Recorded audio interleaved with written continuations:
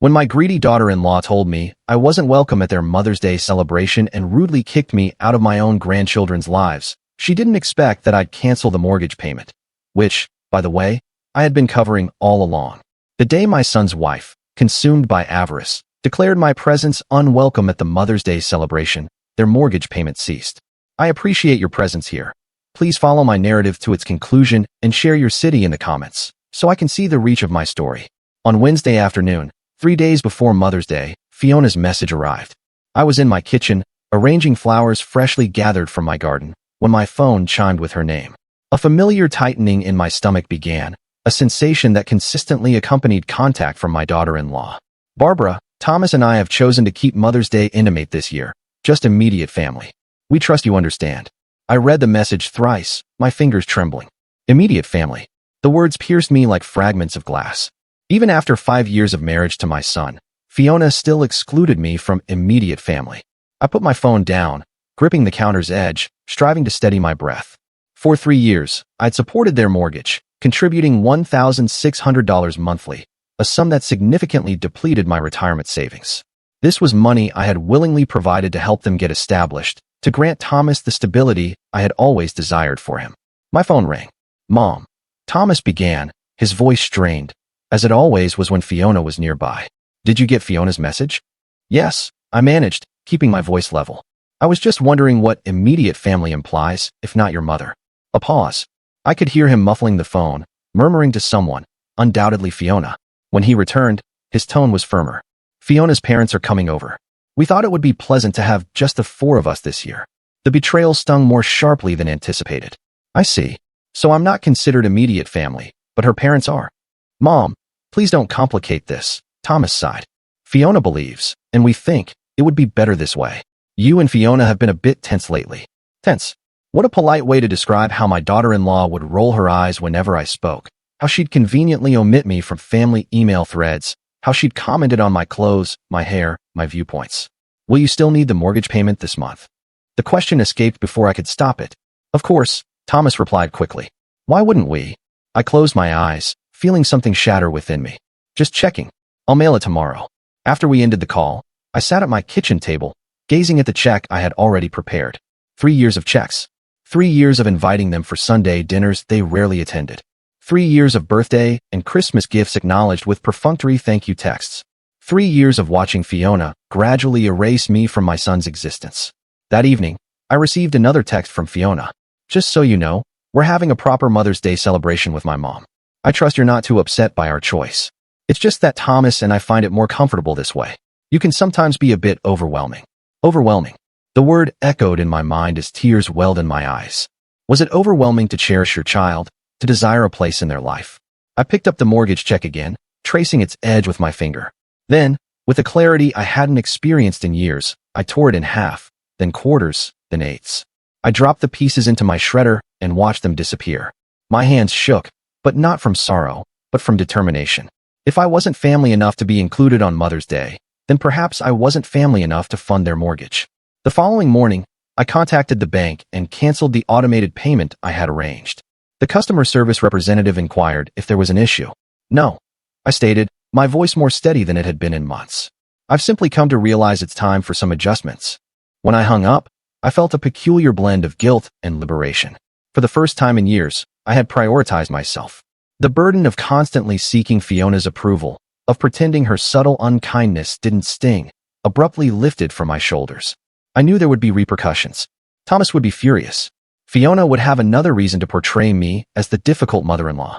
But as I observed the vacant space where the check had been, I understood I could not continue to finance my own exclusion. 3 days later, on Mother's Day, I silenced my phone and spent the day planting new flowers in my garden. With each seed I nestled into the soil, I made a vow to myself. No more diminishing myself. No more apologizing for existing. No more supporting individuals who did not value me. Little did I realize that by sundown, my peaceful act of self-respect would unleash a tempest that would irrevocably alter our family.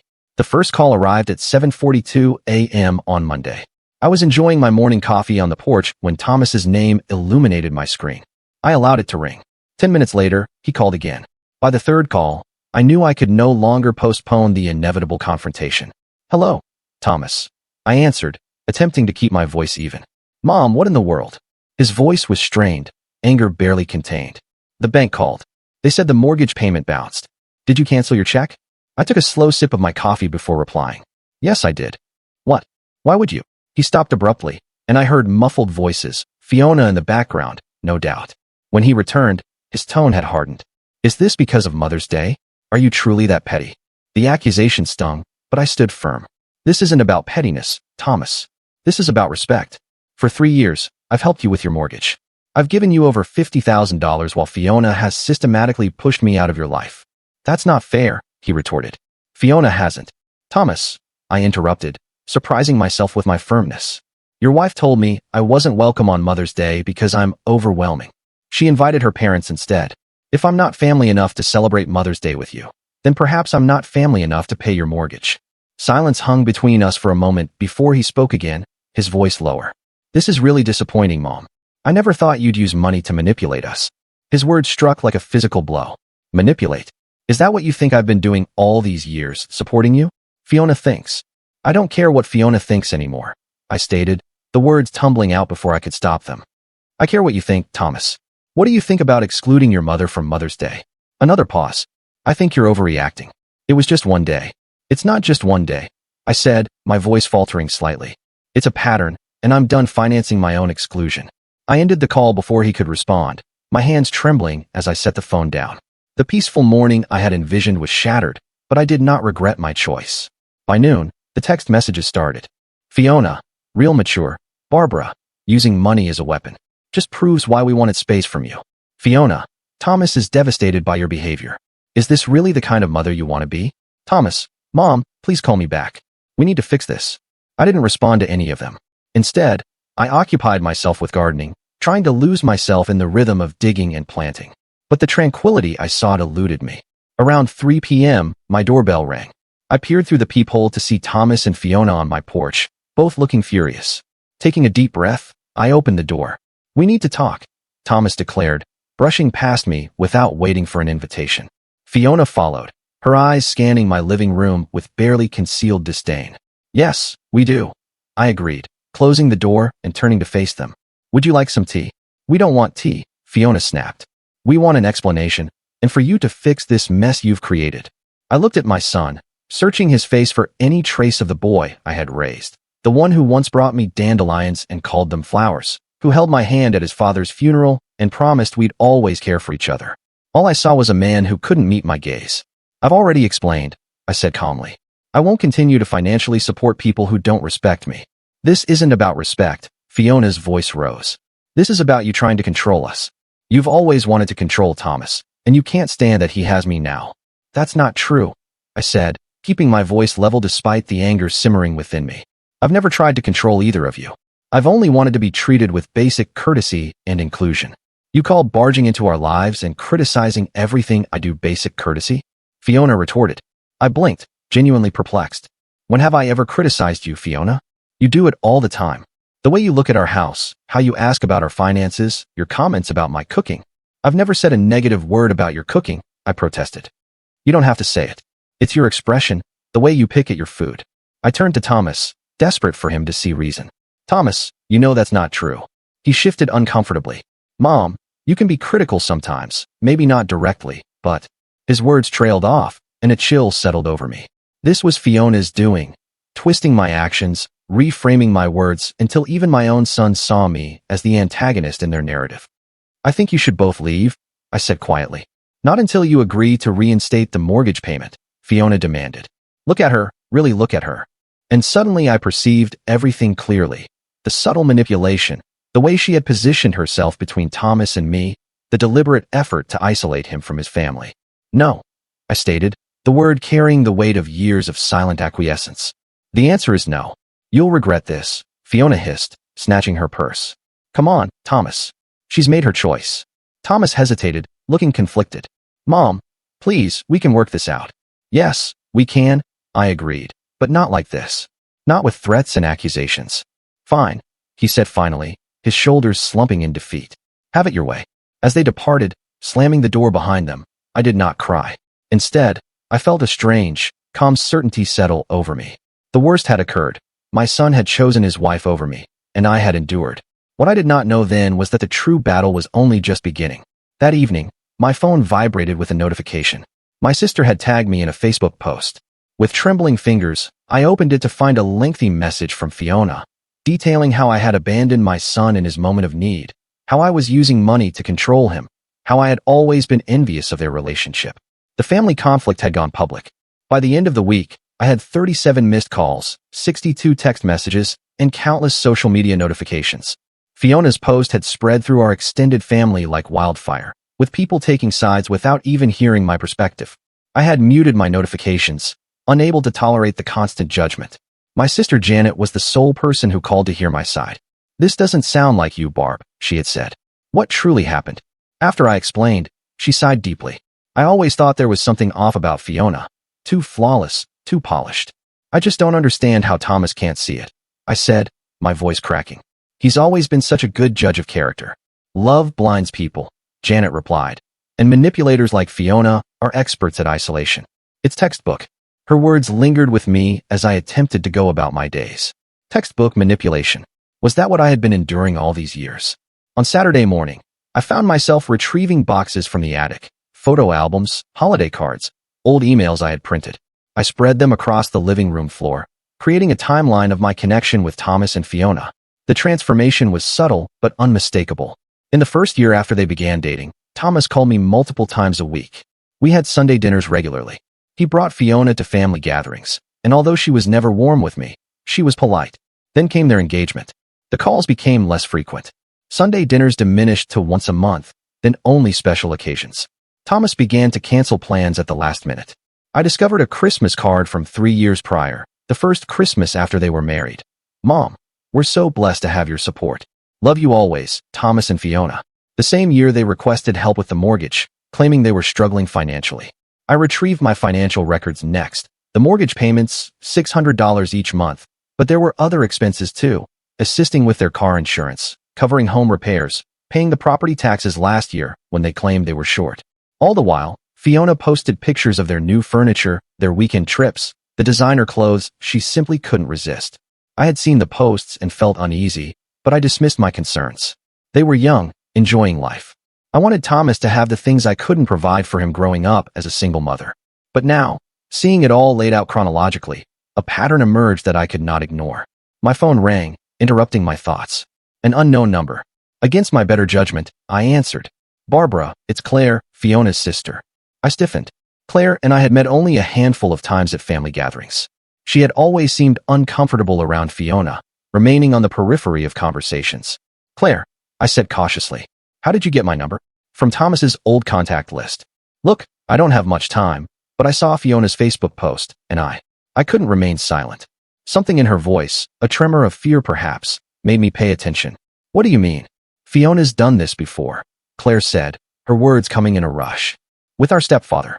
She manipulated our mother into thinking he was controlling and negative, always criticizing Mom. Eventually, Mom asked him to move out. It tore our family apart." I sank onto the couch, my heart pounding. "Why are you telling me this?" "Because I've seen how she isolates people, twists their words, creates false narratives. And then she uses them, financially, emotionally, however she can, until they're not useful anymore." My mind raced back to all the subtle remarks, the way Fiona would rephrase my words when speaking to Thomas, making innocent questions sound like criticism. "There's more," Claire continued, her voice dropping to almost a whisper. "Check Thomas's email if you can.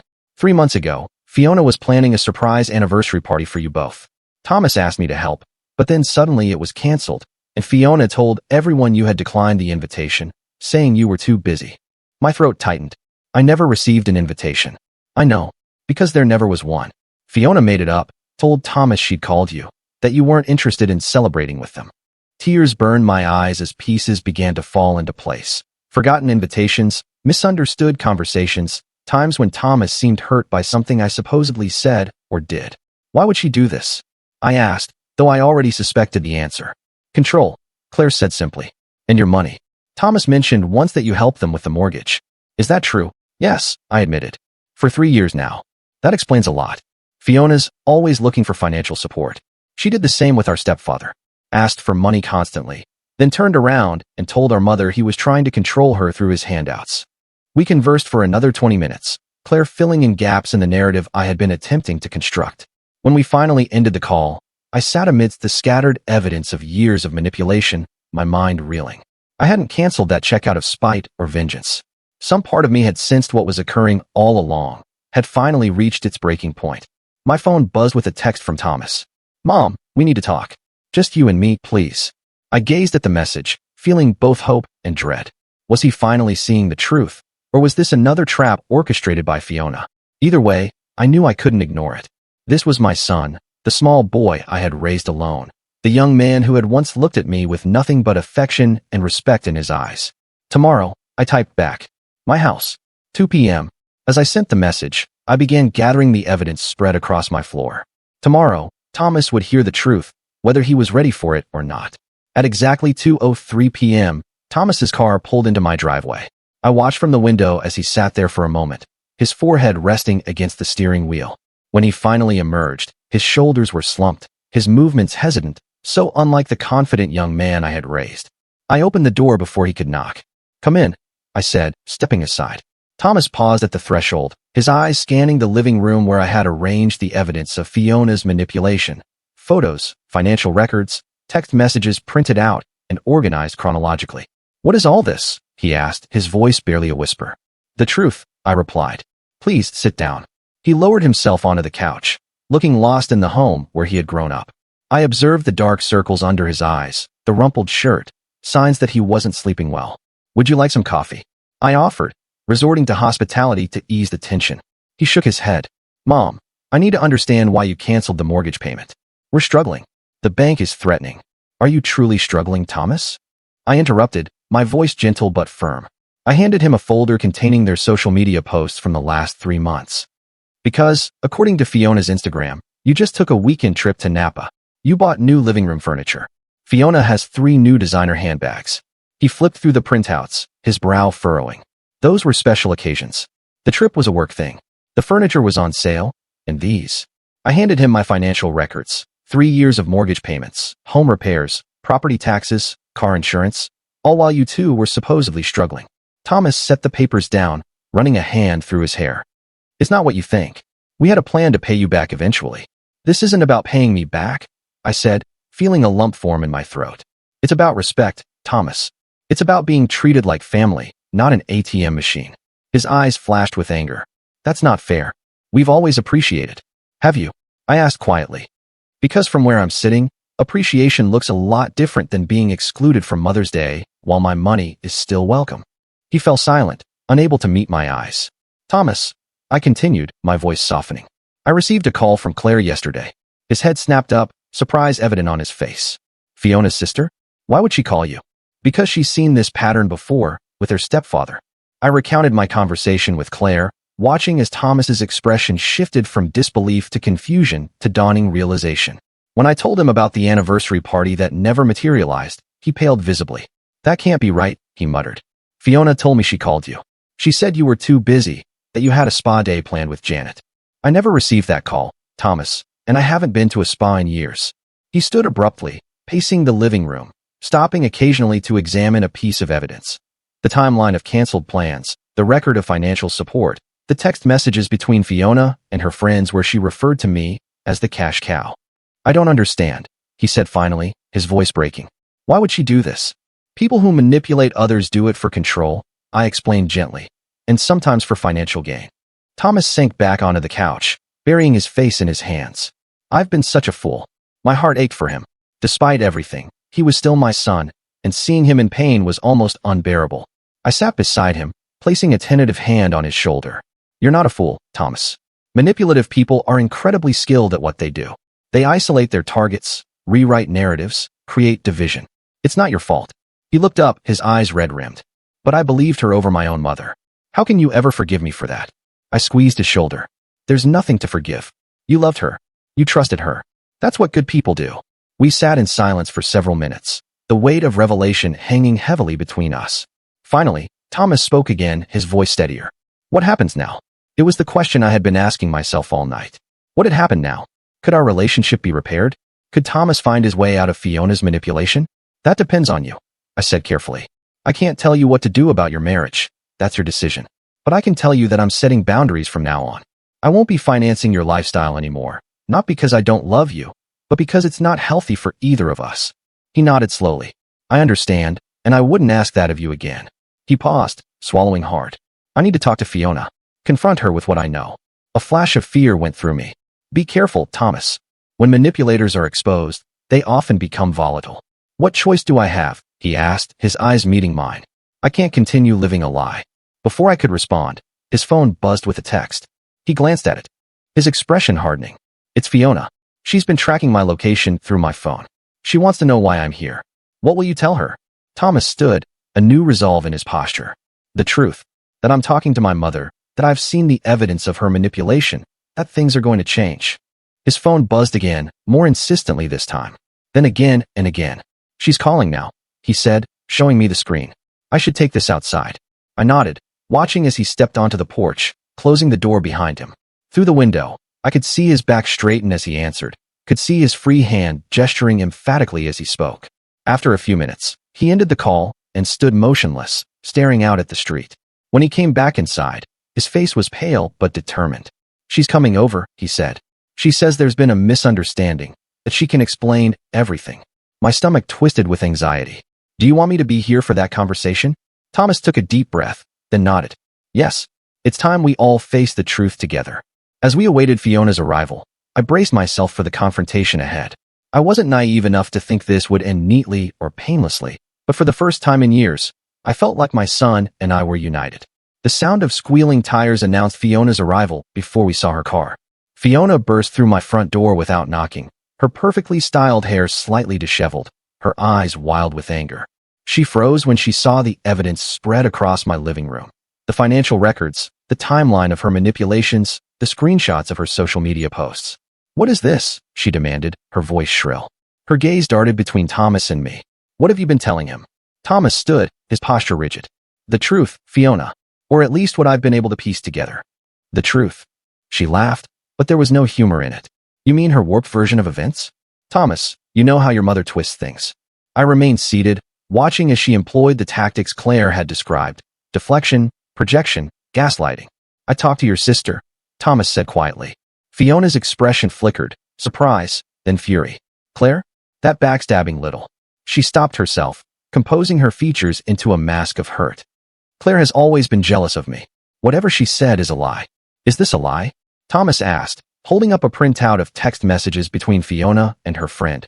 Messages where she referred to me as the cash cow and boasted about how she'd trained Thomas to choose her over his mother. Fiona's face paled. Where did you get those?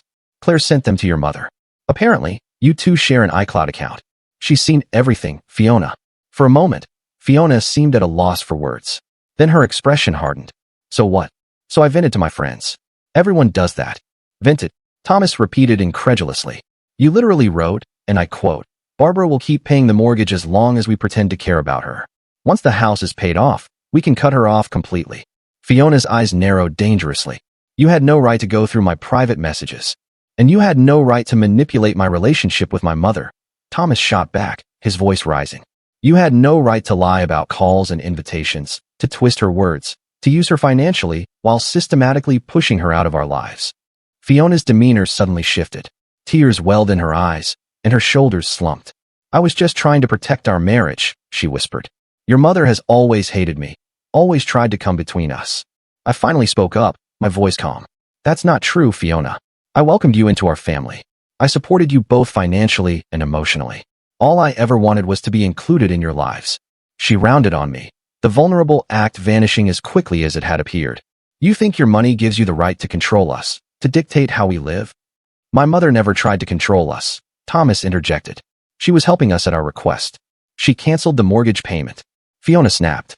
If that's not control, what is? It's a boundary, I said simply. One I should have said a long time ago. Fiona's face contorted with rage. You've turned him against me, she hissed. You and Claire and your lies. No one needed to turn me against you, Thomas said wearily. You did that yourself, with every manipulation, every lie, every time you tried to erase my mother from our lives while still taking her money. Fiona's gaze darted around the room like a cornered animal, seeking escape. This is ridiculous. I'm leaving.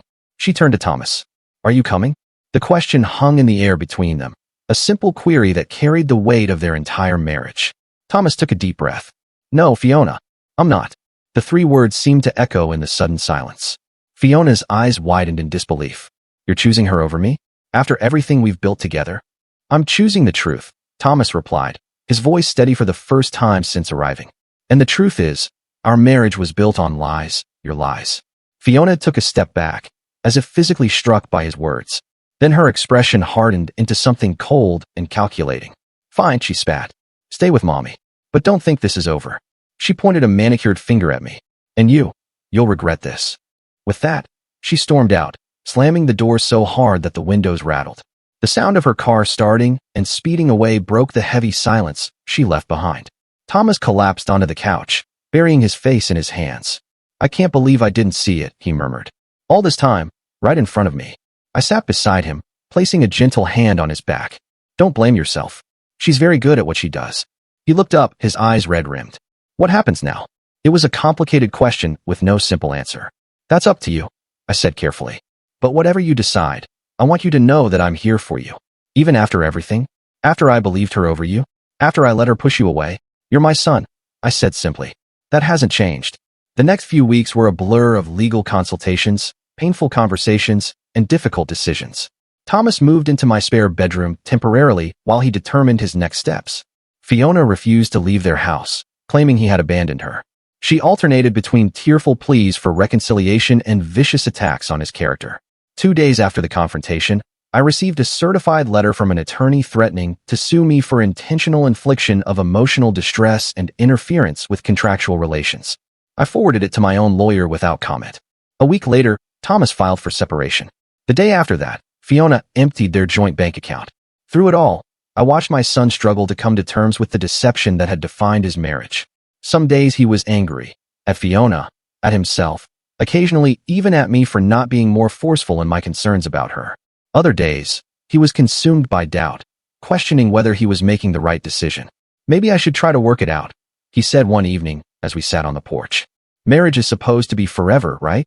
Marriage should be based on trust and mutual respect, I replied. Only you can decide if those things can be rebuilt. He was quiet for a long time after that. The next morning, he called a divorce attorney. The most painful moment came when Fiona began spreading rumors among their mutual friends. According to her, Thomas had cheated on her. I had orchestrated their breakup out of jealousy, and we had conspired to leave her destitute. Some believed her. Thomas lost friends he had known since college. People crossed the street to avoid him in the grocery store. The church they had attended together asked him to find another congregation until the situation was resolved. I never knew she could be so vindictive, Thomas said, stunned by the backlash. When manipulative people lose control, they often lash out, I explained. They need to rewrite the narrative to make themselves the victim. As painful as it was to watch my son endure these storms, I saw him growing stronger each day, more certain of his decision, more aware of the manipulation tactics that had once blinded him. 1 month after filing for separation, Thomas received a text from Claire, "Stay strong. The truth always comes out eventually." 2 days later, we discovered what she meant. 1 year later, I stood in my garden, pruning roses as the morning sun warmed my shoulders. The past 12 months had been a journey, painful at times, liberating at others, but ultimately healing. The sound of a car pulling into my driveway made me look up. Thomas emerged, carrying a small gift bag and wearing a smile that reached his eyes, something I hadn't witnessed in years. "Happy Mother's Day," he said, embracing me tightly. "You remembered?" I replied, feeling a lump form in my throat. "How could I forget? I made reservations at Giovanni's for noon. I hope that works for you." I nodded, unable to speak past the emotion welling inside me. After everything we had experienced, these simple gestures, a hug, a dinner reservation, his presence, meant more than he could possibly comprehend. We sat on the porch swing, a tradition from his childhood when we'd share popsicles and stories on warm days. "I have news," Thomas said, a hint of nervous excitement in his voice. "The divorce is final." I squeezed his hand. "How do you feel?" He considered the question carefully. Relieved, sad that it came to this, but mostly free. The divorce had been messy, as they often are. Fiona had contested every step of the way, demanding the house, alimony, even my continued financial support as part of the settlement. Her claims had been so outrageous that eventually her own attorney had advised her to be more reasonable. The turning point had come 3 months after Thomas filed for separation. Fiona's friend, Melissa, disturbed by the vicious lies being spread about Thomas and me, had come forward with screenshots of conversations revealing Fiona's calculated plan to use us financially while systematically isolating Thomas from his family. She said she targeted you specifically, Melissa had explained, because she knew you'd help them financially, and she thought you'd be easy to manipulate because you'd do anything for Thomas. With that evidence, the divorce proceedings had shifted dramatically in Thomas's favor. The house was sold, the proceeds split equitably, and Fiona's demands for ongoing support were dismissed. I have another piece of news, Thomas continued, pulling me from my memories. I've put an offer on a house. It's small, just a 2-bedroom, but it's mine. Well, mine and the bank's, he added with a self-deprecating laugh. That's wonderful, I said, genuinely happy for him. Where is it? About 15 minutes from here. Close enough for regular visits, but far enough for us both to have our independence. I nodded, appreciating the thoughtfulness behind his decision. Over the past year, we had both worked hard to rebuild our relationship on healthier foundations. I had set clear boundaries about financial support, and he had respected them, working extra hours to save for his down payment instead of asking for my help. There's something I want you to know, Thomas said, his expression growing serious. I'm seeing a therapist. Have been for a few months now. That's good, I replied softly. I'm proud of you for taking that step. He nodded. It's helping me understand how I got caught in Fiona's manipulation, why I was vulnerable to it, and he hesitated. How my relationship with you played into it. I tensed slightly, unsure where this was heading. Not in the way you might think, he clarified quickly. It's just I always felt like I needed to be perfect for you, to make up for Dad leaving, to justify all your sacrifices. Fiona sensed that insecurity and exploited it. I took a deep breath, feeling my own guilt surface. I never wanted you to feel that pressure. I know, he said gently, but I did. And when Fiona came along and told me I was perfect just as I was, that I deserved everything without having to earn it, it was intoxicating. His honesty both hurt and healed. I'm sorry if I ever made you feel like you weren't enough, I whispered. You didn't, he assured me. But I'm learning that sometimes our perceptions are shaped by things beyond our control, like a child of divorce assuming they need to be perfect to keep their remaining parent from leaving too. We sat in contemplative silence for a moment, the swing creaking softly beneath us. Anyway, Thomas continued, his tone lightening. The therapist thinks we're both making good progress, especially since we're talking more openly now. We are, I agreed. The past year had taught us both to communicate more honestly, to express needs and concerns directly instead of assuming or suppressing them. Thomas reached into the gift bag he brought and pulled out a small, flat package wrapped in silver paper. For you, he said. Open it now. I carefully unwrapped it to find a framed photograph. Thomas and me at his college graduation, both beaming with pride and joy. It was the last photo taken of us before he met Fiona, the last uncomplicated moment of our relationship. I found it when I was packing, he explained. Thought you might like to have it. Tears welled in my eyes as I traced the frame with my fingertips. It's perfect, I managed. Later, as we drove to the restaurant, I reflected on how far we had come. The painful exclusion from last year's Mother's Day had set in motion a chain of events that, while devastating at the time, had ultimately led to healing and truth. I had heard through mutual friends that Fiona had moved to another state and was already engaged to a wealthy businessman twice her age. I felt no satisfaction in this news, only a quiet hope that her new fiancé might see through her manipulations before suffering the same fate as Thomas. At the restaurant, Thomas raised his glass in a toast.